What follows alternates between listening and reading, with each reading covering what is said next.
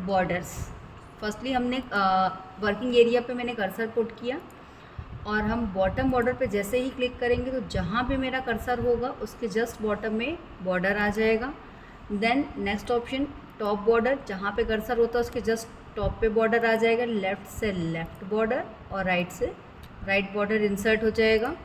No border से border हट जाता है। अब मैंने यहाँ पे कुछ नंबर्स पुट किए, मैंने इनका सिलेक्शन किया और मैंने इनको एक एक इंडिविजुअल लाइन पे किया और फिर मैंने यहाँ पे ऑल बॉर्डर किया तो देखो सब में बॉर्डर इंसर्ट हो चुका है। मैंने यहाँ पे फिर से नो बॉर्डर किया, बॉर्डर रिमूव हो गया। हमने यहाँ पे आउटसाइड बॉर्डर लिया तो सिर्फ देखो उसके आउटसाइड पे बॉर्डर आया है, सारी जगह पे बॉर्डर कैप्चर नहीं हुआ है। मैं यहाँ पे नो बॉर्डर भी कर सकती हूँ और अगर मैं यहाँ पे अंडू कर दूँ तो भी बॉर्डर रिमूव हो जाएगा। ठीक है, मैंने इनसाइड बॉर्डर किया, सिर्फ अंदर बॉर्डर आया है। फिर से मैंने अंडू कर दिया, यानी कंट्रोल Z, एक स्टेप पीछे जाना। ठीक है, मैंने यहाँ से हॉरिजेंटल बॉर्डर किया तो हॉरिजेंटल बॉर्डर इंसर्ट हो गया। अगर आप यहाँ पे वर्टिकल करते हैं तो आपके टेक्स्ट अगर यहाँ पे स्पेसिंग में होते हैं प्रॉपर तो हॉरिजेंटल भी आ जाते हैं। ठीक है, और इनकेस नहीं आए तो उसका भी मैं आगे स्टेप बताऊँगी आपको कि कैसे ला सकते हो। हम हॉरिजेंटल लाइन की बात करते हैं, जहाँ पे मेरा कर्सर होगा जस्ट एक हॉरिजेंटल लाइन बॉटम में ड्रॉ हो जाती है अपने आप। ठीक है, अब आप बात करते हैं हम ड्रॉ टेबल की। मैंने जैसे ही ड्रॉ टेबल पे क्लिक किया मेरा कर्सर एक पेंसिल में कन्वर्ट हो गया। अब आप टेबल को ड्रॉ कर सकते हैं। ध्यान से देखना, मैंने एक टेबल ड्रॉ किया तो एक बॉक्स आया है, बॉक्स के अंदर मैंने इंडिविजुअल, अगर ऐसा आए तो ये एरर है, मतलब मिस्टेक है ये हमारी, अंडू करके हटा देना या तो इरेज कर देना। आपको यहाँ पे एक एक ऐसी लाइन ड्रॉ करनी, इट मीन्स कॉलम और रो ड्रॉ करने हैं हमें। टेबल के अंदर टेबल ड्रॉ नहीं करना है।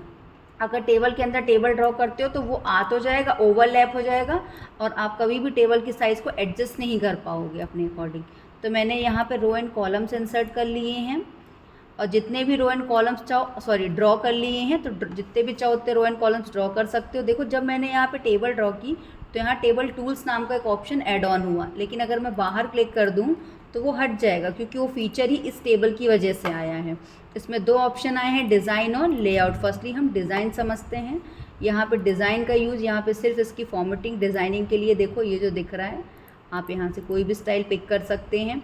हमें ये पता है टेबल का यूज़ हम डेटा मेंटेन करने के लिए करते हैं। तो मैंने यहाँ पे रिकॉर्ड ला लिया, फीस, ठीक है, और कोर्स।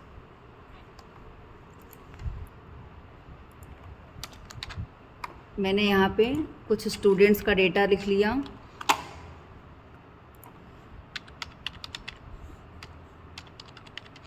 हम रिकॉर्ड बना रहे हैं क्योंकि फीस लिख ली मैंने।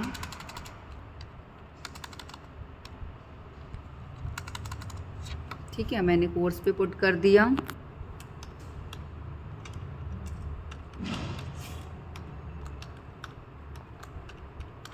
ठीक है, अब आप ध्यान से देखो, ये टेबल की डिज़ाइनिंग तो आपने देख लिया।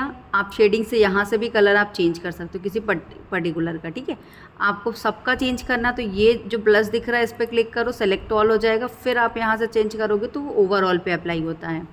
फिर इसके बाद हम यहाँ पे ड्रॉ टेबल मिलता है और आप इसको फिर से, आपको एक पेंसिल मिल जाती है और फिर से आप चाहो तो इसको ड्रॉ कर सकते हो। इरेज़र से आप अपनी टेबल को इरेज़ कर सकते हो, जो अननेसेसरी है आप उसको इरेज़ कर सकते हैं। नेक्स्ट ऑप्शन था अपना लेआउट का।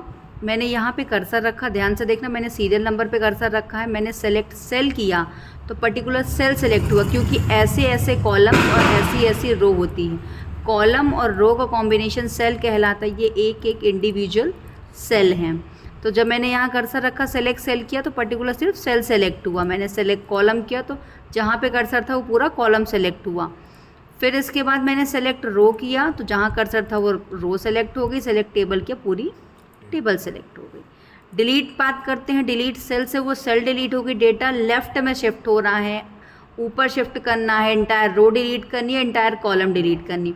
मैंने कहा डिलीट ये सेल हो लेकिन डेटा मेरा लेफ़्ट में शिफ्ट हो। मैंने ओके किया तो देखो वो लेफ़्ट में शिफ्ट हो गया। इसी तरीके से डिलीट रो करते हो, पूरी रो डिलीट हो गई, डेटा लेफ़्ट में शिफ्ट हो गया। डिलीट कॉलम में डेटा लेफ़्ट में शिफ्ट हुआ। डिलीट रो से वो रो डिलीट हुई, डेटा ऊपर को शिफ्ट हो गया। और डिलीट टेबल से टेबल वापस लाने के लिए क्या करेंगे हम, अंडू, कंट्रोल Z करते जाएंगे, ठीक है। देन इसके बाद हमने मैंने यहाँ पे कर्सर रखा, इंसर्ट अबव किया तो मेरा सेलेक्टेड एरिया के जस्ट ऊपर एक रो इंसर्ट हो जाएगी। इंसर्ट बिलो किया, उसके नीचे इंसर्ट हो जाएगी। इंसर्ट लेफ़्ट किया, लेफ़्ट में एक कॉलम आ जाएगा। इंसर्ट राइट किया, राइट में एक कॉलम आ जाएगा, ठीक है। फिर अब यहाँ पे मैंने अंडू करके इसको पहले जैसा कर लिया। अब मैंने क्या किया, मैंने यहाँ पे सिलेक्शन किया। अब यहाँ पे है मर्ज ऑप्शन, अभी देखो हाइड था। जैसे ही मैंने यहाँ पे एक से ज़्यादा का सिलेक्शन किया तो देखो हाईलाइट हो गया मर्ज सेल। इन 4 सेल को मर्ज करके वो एक इंडिविजुअल सेल बना देगा, ठीक है। स्प्लिट सेल, स्प्लिट का मतलब तोड़ना या डिवाइड करना, सेक्शंस में डिवाइड करना। तो मैंने यहाँ स्प्लिट सेल किया। आप जितने रो और जितने कॉलम्स चाहो यहाँ पे पुट कर सकते हो। मैंने 2 रो 2 कॉलम कर दिया, सी आ गया।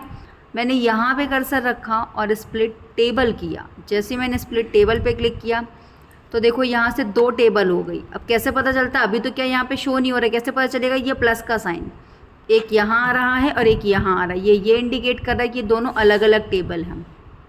मैंने यहाँ से इसको ऐसा मूव कर दिया, ठीक है। याद रखना कभी भी 2 अलग अलग टेबल को हम मर्ज नहीं कर सकते। 2 अलग अलग सेल को हम मर्ज कर सकते हैं, बट 2 अलग अलग टेबल को कभी भी मर्ज नहीं किया जा सकता। मैंने यहाँ पे ऑटो फिट कंटेंट किया तो जो मेरे टेक्स्ट में कंटेंट का साइज़ था मेरी टेबल उसके बेसिस पे एडजस्ट हो गई। मैंने यहाँ ऑटो फिट विंडो किया, जो स्क्रीन का साइज़ है उसके बेसिस पे एडजस्ट हो गई। अब ध्यान से देखना, यहाँ पे मैंने हाइट और विड्थ को हम जिस भी सेल पे हैं हम किसी को भी कम या ज़्यादा कर सकते हैं, हाइट वाइज और विड्थ वाइज। लेकिन अगर आप डिस्ट्रीब्यूट रो और डिस्ट्रीब्यूट